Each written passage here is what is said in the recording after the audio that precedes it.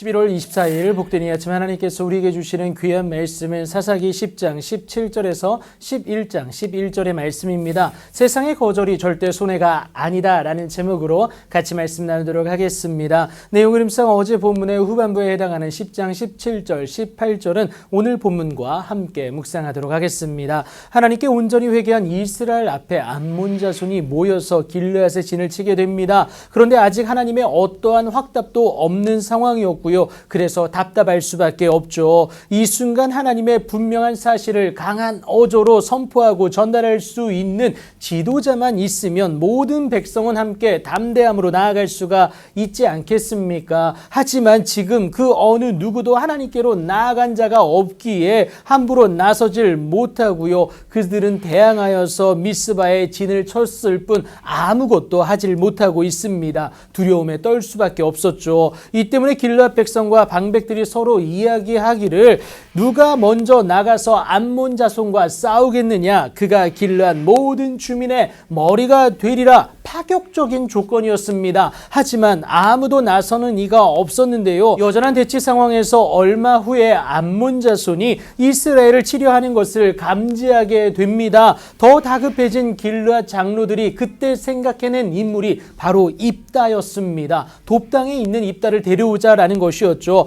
사실 길르앗 사람 입다는 큰 용사였습니다. 그러니까 싸움에 능하여서 전쟁에서 탁월한 능력을 발휘할 수 있었던 인물인 것이죠. 하지만 출신에 안타까운 점이 있었는데 바로 기생이 길르앗에게서 낳은 아들이었다라는 것이죠. 돕당에 온 길르앗 장로들이 우리가 암몬 자손과 싸우려 하니 당신은 와서 우리의 장관이 되라고 얘기합니다. 그런데 여러분 이상한 점이 있는데 머리가 아니라 장관입니다. 그러니까 거의 명령 수준이지 않습니까? 사정에도 모자란 순간인데 그들의 자존심을 세우고자 머리가 아니라 장관이라고 하면서 마지막 발악을 하는 거나 마찬가지죠. 사실 입다를 서자 출신이라고 내쫓았던 것은 그들이었기에 썩 내키지가 않았던 것이죠. 그런 그들을 향하여서 입다가 길르앗 장로들에게 말하는 것이 너희가 전에 나를 미워하여 내 아버지 집에서 쫓아내지 아니하였느냐? 이제 너희가 환난을 당하였다고 어찌 내게로 오느냐라고 하면서 이 뒤틀린 속을 입다가 표출하게 됩니다. 무엇보다 총알바지 역할에 그칠 것은 분명했기 때문에 입다가 반문한 것 아니겠습니까?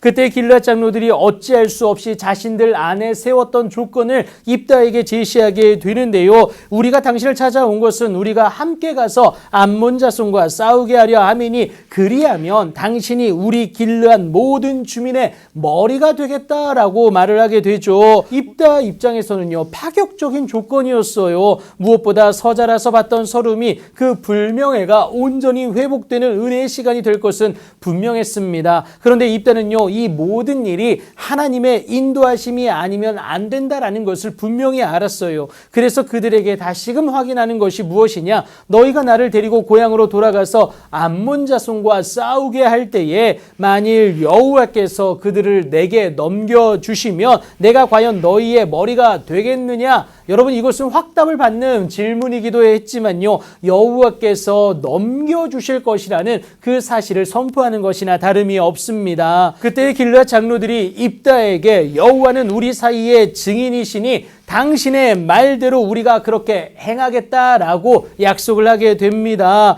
입다는 그들의 머리와 장관이 되기로 하죠. 자신의 능력이 아님을 정확히 고백하는 입다였어요. 정답은 하나님이고 그래서 앞으로의 행복 가운데도 하나님이 필요하다라는 것을 인정한 것 아니겠습니까? 이것을 증명하는 것이 미스바로 복귀한 입다가 자기의 말을 다 여호와 앞에 아뢰는다는 것 여러분 기억하시면 되겠습니다. 그래서 우리가 세상적 손해를 당한다 할지라도 그것이 저와 여러분에게 결코 장애물이 아니라 하나님의 영광을 위한 디딤돌이 될 수 있다라는 것이죠. 세상의 거절이 절대 손해가 아니다라는 겁니다. 세상적으로 약해졌을지라도 그 약하여진 나를 통해 더욱 놀랍도록 일하실 그 하나님이 우리와 함께 하신다라는 사실 여러분 꼭 기억하시기 바랍니다. 여러분 하나님은 저와 여러분을 반드시 회복시켜 주십니다. 그렇게 회복시키실 하나님을 의지함으로 오늘도 하나님만 향하는 여러분들의 귀하고 복된 삶이 되기를 예수님의 이름으로 축복합니다.